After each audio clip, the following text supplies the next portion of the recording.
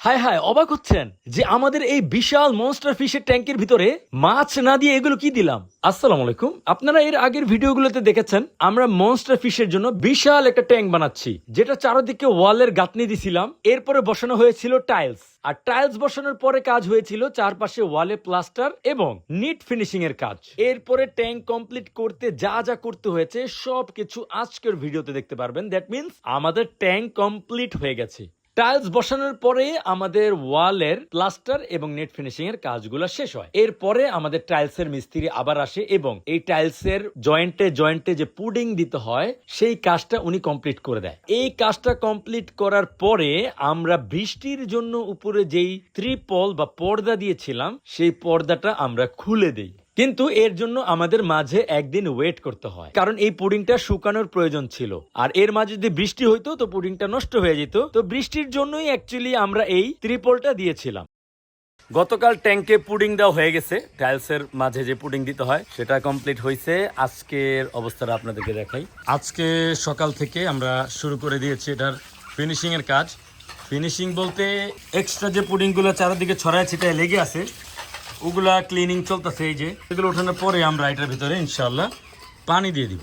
এক দুজন কমেন্ট করেছেন যে পানি বের হয়ে যাবে এরকম করলে। ভাইয়া, এটা তো সেই প্লাস্টার না, এটা প্লাস্টারের উপরে আবার সিমেন্ট দিয়ে ফিনিশিং দেওয়া। হ্যাঁ, এটাকে অঞ্চলে নেট ফিনিশিং বলে। আমার ধারণা হয়তো বা নিট ফিনিশিং হবে। এখান দিয়ে আর পানি লিক হওয়ার কোনো চান্স নাই। এবং এটা বোথ সাইড, এটা এই বাইরের সাইডেও এবং এটা ওই ভেতরের সাইডেও। আর মাঝে তো নিচে টাইলস আছে, এটা তো আপনারা দেখতেই পাচ্ছেন। তো টাইলস এবং চারদিকে ডিফারেন্ট কালার। টাইলসটা জাস্ট একটা কারণেই করছি, যাতে করে মাছগুলো ভিজিবল ভালো হয়, এটা আপনারা বুঝতে পারবেন।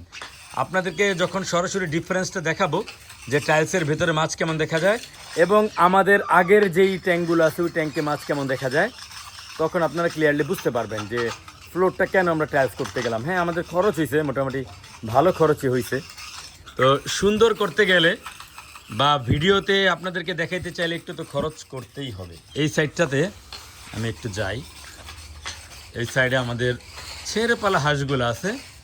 আমরা এখনও আমাদের বাড়ির পেছনের সাইডটা নিয়ে কোনো ধরনের কাজ শুরু করিনি, দরকার পড়েনি এখনও, কারণ ফ্রন্টের কাজগুলোই আমরা এখনও সারতে পারি নাই। আর প্রচুর বৃষ্টি পড়তেছে, এটা তো আর নতুন করে বলার কিছু না, এটা আপনারা জানেন। ওই সাইডে আমাদের মুরগির খোপগুলা ঘরগুলা পড়ে আছে, এগুলো একটা সেটিংয়ে নিয়ে যেতে হবে। তো আমরা প্ল্যান করছি যে আমাদের এখনও বাইরে ছেড়ে পালা অল্প কিছু হাঁস মুরগি আছে, এগুলোকে আবারও নেট দিয়ে ব্লক করব। তো সেই ব্লকের ভেতরে আমরা এই ঘরগুলো নিয়ে যাব, তখন এই জায়গাটা আবার ক্লিন করা যাবে। হ্যাঁ, এখন পুরো আমাদের মিনি জু এবং বাড়ি এলোমেলো, ওইখানে ইট পড়ে আছে, এখানে এই ঘরগুলো পড়ে আছে। তো এগুলো সব ক্লিন করতে মোটামুটি আমাদের একটু টাইম লাগবে। এই মুহূর্তে পুডিংগুলা ঘষা মাজা শেষ, পানি দিয়ে ক্লিন করা হবে। ভেতরের সাইডটা দেখাই। এই তো এখন ভিতরে যে ময়লাগুলো আছে, এই যে পাতাগুলো পরে, এগুলো আসলে কিছু করার নাই। উপরে হয়তো আমরা একটা নেট দিয়ে দিব না, তাহলে পাতাগুলো আর পড়বে না। এখনও পুডিং বাকি আছে, তো পানিটা মেরে বোঝা যাবে যে আসলে কতটুকু বাকি, তাহলে ওইভাবে ঘষা মাজা করা যাবে। আর আমাদের যেই ড্রেন লাইনটা করা হয়েছে এদিক দিয়ে, এই যে সাইডে, এখান দিয়ে পানিটা পড়ে যায়, এই সিট থেকে যায়। আমরা ফিউচারে এইখান দিয়ে একটা পাইপ দিয়ে দিব। হ্যাঁ, একটা পাইপ দিয়ে আমরা দূরে সরাই দিব। আর আপাতত দরকার নেই, কেন? কারণ এদিক দিয়ে পানিটা পড়লে কোনো সমস্যা নেই, কারণ পেছনের সাইড এমনিও খুব একটা কাজে লাগতেছে না, হাঁস আছে, এখান দিয়ে পানি থাকলে কোনো সমস্যা নাই। প্রথমে আল্লাহর কাছে শুকরিয়া আদায় করতেছি। মিনিজু করার পর থেকেই যখন আমি কুমির মাছগুলো আমাদের মিনিজুতে আনছিলাম, তখন থেকে আমার একটা অনেক বড় উইশ ছিল, ওদের জন্য আমি অনেক বড় একটা পন্ড বানাবো। এবং বিগত ভিডিওতে আমি আপনাদেরকে আমার এই প্ল্যানের কথা বলে গেছিলাম। তো ফাইনালি আজকে ওই দিনটা চলে আসছে আলহামদুলিল্লাহ। মনস্টার মাছের জন্য ওদের থাকার প্লেসটা পুরোপুরি রেডি আলহামদুলিল্লাহ। কিছুদিনের ভিতরে আমরা ওদেরকে এখানে ছাড়তে পারবো। এখানে আর কয়েকটা প্রসেসিং বাকি আছে। এই হাউসটাতে আমরা পানি দিয়ে ফুলফিল করবো। এরপরে যে কলা গাছ দেখতেছেন, এখান থেকে একটা কলা গাছ কেটে কুচি কুচি করে এই হাউসে দিয়ে দিব। কারণ যেই সিমেন্ট দেখতেছেন, এই সিমেন্টের একটা ঝাঁজ আছে, আর এই ঝাঁজটা মাছ নিতে পারে না, সেটা যত স্ট্রং মাছই হোক না কেন, প্রবলেম হয় ওদের জন্য। ওদের যেন কোনো রকমের কোনো প্রবলেম না হয়, এই জন্যই আমরা এই প্রসেসিংটা করব। এই প্রসেসিংটা করার কিছুদিনের ভিতরে আমরা ইনশাআল্লাহ মাছ ছেড়ে দিব। আমরা এই মুহূর্তে আমাদের বাড়ির পেছন সাইডে আছি, একদম ট্যাঙ্কের পেছনে। এই যে আমাদের ট্যাঙ্ক, এই যে ট্যাঙ্ক, আর এই যে এখানে আমাদের একটা কুকুর। এখানে আমাদের জ্যাক আছে, জ্যাক হইলো আমাদের এই পেছনের সাইডটা পাহারা দেয়। একদম এই যে পেছনের সাইড যেটা আছে এটা পুরোটা কভার করে আমাদের জ্যাক। আর এই দিক দিয়ে ওই যে উপরে আমাদের আরেকটা পাহারার জিনিস আছে, সেটা হলো আমাদের সিসি ক্যামেরা। এই যে আমাদের সিসি ক্যামেরা এখানে দেখতে পাচ্ছেন, এখানে সিসি ক্যামেরা, এখানে আমাদের জ্যাকের পাহারা, ওই পাশে আমাদের রোজ এবং ম্যাক্সের পাহারা, এবং এইখানে আমাদের মাছের ট্যাঙ্ক। আর এই পেছনে আমরা আসছি কলা গাছ কাটতে। এই জায়গায় কলা গাছ আছে, এগুলো হলো দেশি কবরি কলা গাছ। এখান থেকে আমরা মোটামুটি কয়েকবার কলা পাইছি। ওই যে ওই সাইডে এখনো কলা আছে, আমি যদি একটু দেখাই আপনাদেরকে জুম করে, ওই যে দেখেন কলা গাছে কলা ধরে আছে, এরকম আরো কয়েকটা গাছে কলা ধরে আছে ওই সাইডে। তো আমরা এই কলা গাছটাই কাটি। আইবো তো নাকি পাতা ইয়া করবো তোর ভিডিওতে?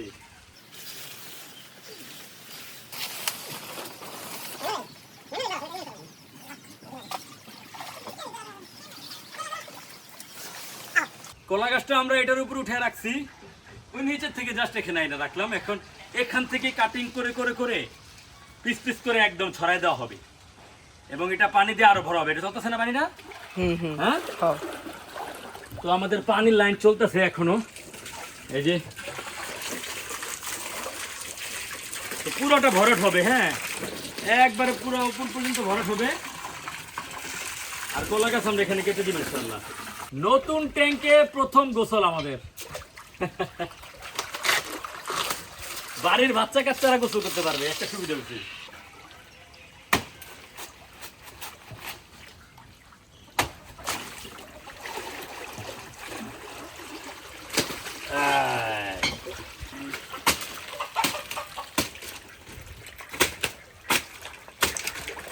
আসলে মনস্টার ফিশের জন্য এগুলো করা লাগে না, আমরা এর আগে করি নাই। আমরা নতুন ট্যাঙ্ক বানিয়ে পানি দিয়া এলিগেটরকে ছেড়ে দিছি, কিছুই হয়নি আল্লাহর রহমতে। তারপরেও যেহেতু এটা একটা সিস্টেম, আর আমরা মনস্টার ফিশ বাদে অন্য ফিশও রাখবো এখানে। হ্যাঁ, আমরা আরো কিছু মাছ রাখবো, তো এই জন্যই অ্যাকচুয়ালি আমরা এখানে একদম যেটা সায়েন্টিফিক সিস্টেম সেটাই করতেছি। তো কলা গাছ দিয়ে কতদিন রাখতে হবে? মনে হয় 1 সপ্তাহ বা 2 সপ্তাহ রাখতে হবে। তো 1 সপ্তাহের মতো রাখবে দেখি ইনশাল্লাহ। তারপরে পানিটা ফালে আর নতুন পানি দিয়ে দিব। দেখছেন, বলছি না, এই যে নিচে টাইলস দেওয়াতে এই যে আমাদের প্যান্ট, এই যে আমাদের পা, পানির নিচে সব দেখা যাইতেছে। তো এখান দিয়ে যখন মাছটা চলবে, তখন একদম ক্লিয়ারলি দেখা যাবো, ক্লিয়ারলি আমরা দেখাই দেবো। এত বড় একটা পন্ডের ভিতরে মাছগুলো ঘুরবো, মানে ব্যাপারটাই অন্যরকম। এবং এইটা বানানোর সময় আমরা ডিসাইড করছি আমরা আরো বানাবো ইনশাল্লাহ। আমরা এই সাইডেও বানাবো, এই সাইডে আমরা কুকুরের কেজ যদি একটু সিস্টেম করতে পারি, তাহলে আমরা এই সাইডেও বানাবো এবং আরো কয়েকটা বানাবো। এইটা হচ্ছে আমরা যেন এটাকে সুন্দর মতো উপভোগ করতে পারি এবং আপনাদেরকে যেন প্রপারলি দেখাইতে পারি, এই জন্য এখানে টাইলসের ব্যবস্থা করা। আমরা চাইলে আরো অনেক কমে এটা আমরা করতে পারতাম, কিন্তু এই সৌন্দর্যটা আমরা পাইতাম না। ও ও একদমই। বর্ষাকালে আমরা কলা গাছ দিয়ে ভেলা বানাইতাম এবং বিলের ভিতরে গুলা বাইতে যাইতাম। ওটার নাম ছিল বেরুয়া। বেরুয়া, আঞ্চলিক ভাষা।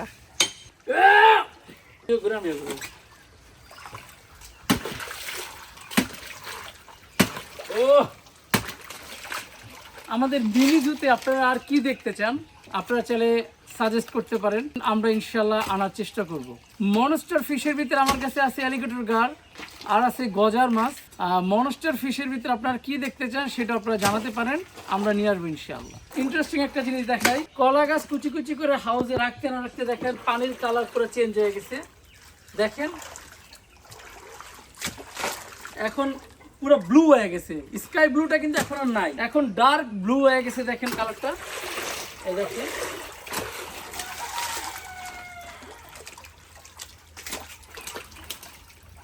আমি সুপার এক্সাইটেড, কখন আমি আমার মনস্টার ফিশগুলোকে আমি এখানে ছাড়বো।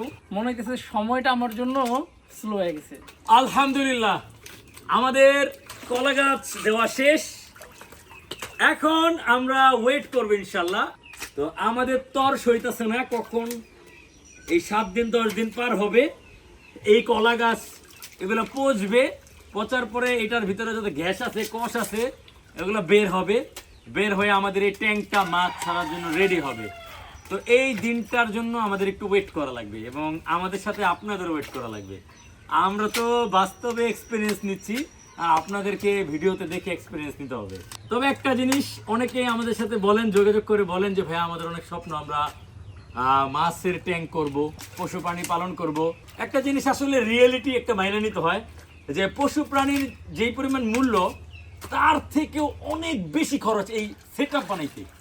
এই যে ট্যাঙ্কটা বানাইলাম, এইটা বানাইতে আমাদের অনেক খরচ হয়েছে। আমরা যে কতগুলো কেজ বানাইছি, এই কেজগুলো বানাইতে আমাদের অনেক খরচ হয়েছে, অনেক। এটা তো আপনারা জানেন। দেখা যায় একটা 5,000 টাকা দামের পাখি পালন করার জন্য 20,000 টাকার কেজ বানাইতে হয়। এটাই রিয়েলিটি। তো অনেকের শখ আছে কিন্তু সামর্থ্য নাই। তো আমি আল্লাহ তাআলার কাছে দোয়া করি আল্লাহ তাআলা যেন যাদের শখ আছে তাদেরকে সামর্থ্য দেয় এবং তারা যেন তাদের পছন্দ মতো সেটআপ বানাইতে পারে, সেটা মাছের পন্ড হোক বা পাখির কেজ হোক। এটা আমি চাই আল্লাহ তাআলা যেন আপনাদের সবাইকে সেই তৌফিক দান করে এবং আমাদের জন্য তৌফিক দান করে আরো বড় বড় আরো ভালো কিছু করার। সবাই আমাদের জন্য দোয়া করবেন ইনশাআল্লাহ। সকলকে ধন্যবাদ। আল্লাহ হাফেজ। আসসালামু আলাইকুম রহমতুল্লাহ।